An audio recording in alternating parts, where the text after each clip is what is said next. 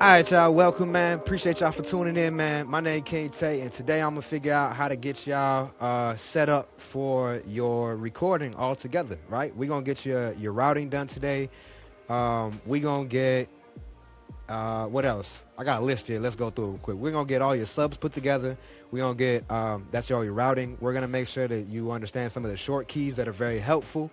We're going to talk about the folders. We're going to talk about signal source. We're going to talk about saving as a template. We're going to talk about BPMs, all of that. So, right here, I have a session that I already worked through, right? We're going to go and create a new session, right? This is what the end result will look like, right? So we'll just put in testing 1, right? Open that up. Let it close down this. So we're going to let the new session open up real quick. And then the first thing we're going to do is we're going to figure out our beats BPM. Before we even insert the beat, we're going to figure out our beats BPM. There's a plugin with Autotune that's called Auto Key. It will find the key and the BPM of your beat automatically with listening to it, and it'll send the information to Autotune for you. If you don't have access to that, there's also a website right here called TuneBat. Right, and TuneBat has a section that you can click on, key and BPM finder. You'll click on that. You'll insert your file or your link. You can insert either one. It could be a YouTube video, doesn't matter, right? And it'll tell you your key, your alternative key, and your BPM, right? And for a little extra money, you can get your energy, danceability, and happiness inside the beat, but who needs that? We just trying to figure out the information right now, right? So what we'll do is we'll go over here, and in Pro Tools, it's right here. We'll put in 140, right? So now that that's done, I'm going to go over here to my downloads. I'm going to take this lovely YouTube beat and bring it in here. Drop it right there.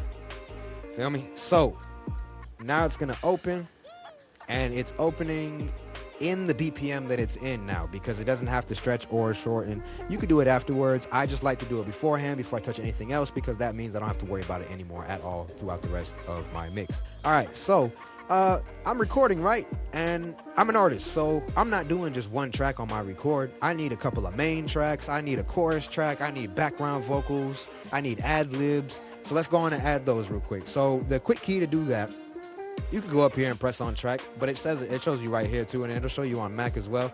The quick key is going to be Shift Control N. If you're on Mac, it's going to be Shift Command N, right? And I'm just going to add 8 tracks, right? 8 audio tracks. Or actually, I'll add 9. Nah, 8's fine. We'll add 8 tracks, right? And I'm going to go through and I'm going to label these. We'll double click on the first one on the name portion, and it'll bring up the name, and we can click next when we're done naming that one.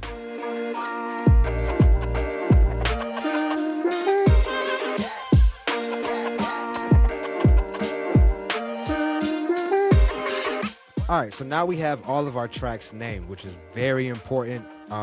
It's going to keep you in check throughout your entire mix to know exactly what signal is coming from what source. Okay, so now that we have all those done, we're going to want effects, right? So what we're going to do is we're going to press Shift Control N again. And we honestly could have done this the first time. You can click on this little plus button, and it'll add as many times as you want. You can press minus, and it'll take them away. I'm just doing it so it's easier for you to follow along. Right, so what we're going to do is press stereo. You want your effects channels to be in stereo, and they're going to be aux inputs, right? And we'll create 4, right? Or let's create 3. Right, and we're going to name those real quick. So we'll have a main reverb, right? We'll have a background reverb, and a delay. And these are going to be our send channels, right? Okay, so now that we're at this part of the mix, we're ready, right? We're ready to go. Nope. Hold on. So the first thing that we're going to do now is we're actually going to go back through all of these, right? And our main 1 and 2, we're going to select those by pressing Control or Command on Mac. And we're just going to press Shift Alt on PC or Shift Option on Mac. And we're going to press New Track. And it's going to open up a stereo aux input. and we're just gonna put main bus, and we're gonna do that for every section of the mix. Every section of the mix. Your background vocals, everything. Okay, and also see this one right here, there's only one, right? We're still gonna do it. And I'm gonna tell you why we're doing all this in a second. We're also gonna do it to our FX channels. So now we did this because all of your mono pieces, right?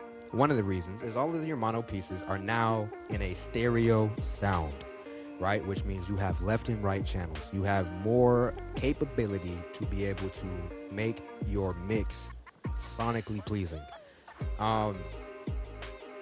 What we're gonna do real quick is we're gonna go through all of these. We're gonna select every section on its own, and we can press Control G, and we can make those their own groups. So it's easier to select each one and mess with them on their own. So let's go ahead and do that real quick.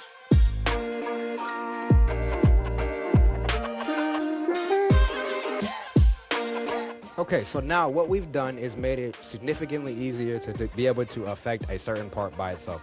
Instead of having to click on each one individually with Command, now we can just go over here and I can click on this on the side and be able to select all of these all at once. Okay, so looking at it, it looks like a lot going on. There's so many tracks. What do I do? How do what's going on? All right, hold on, watch this.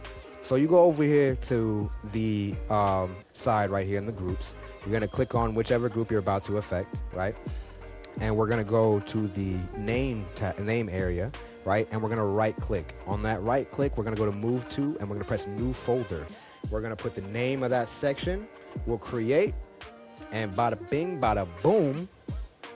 Now we have a whole section that we can also color.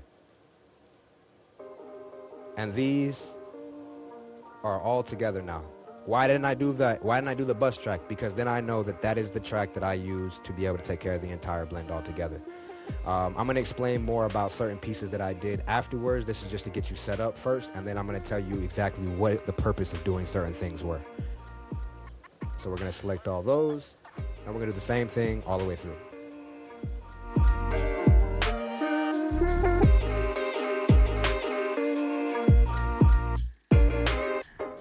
And now we have effectively cleaned up the whole mix, easier to look at, right?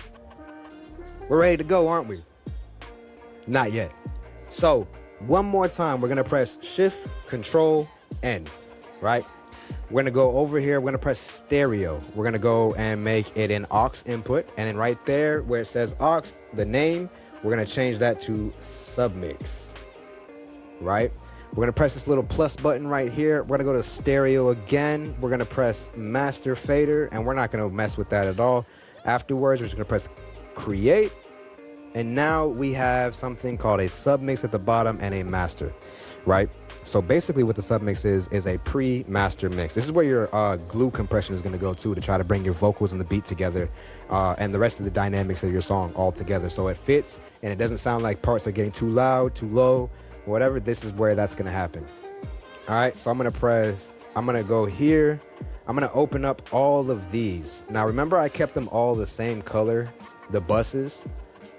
So here's another reason why, right? Your recording can stay to out 1, 2 if you want to, or you can actually put it on the bus of whatever portion of the song you're recording at the moment. If you have your effects, all of your effects on your bus, if you're not, individually affecting each audio track differently, right? But the most important piece is when you get to the mix portion itself, because you probably won't have a whole bunch of stuff in your recording, or if you do, you already have it routed to where it needs to go, right? So what we're gonna do is we're gonna control or command, right? And we're gonna select all of the buses.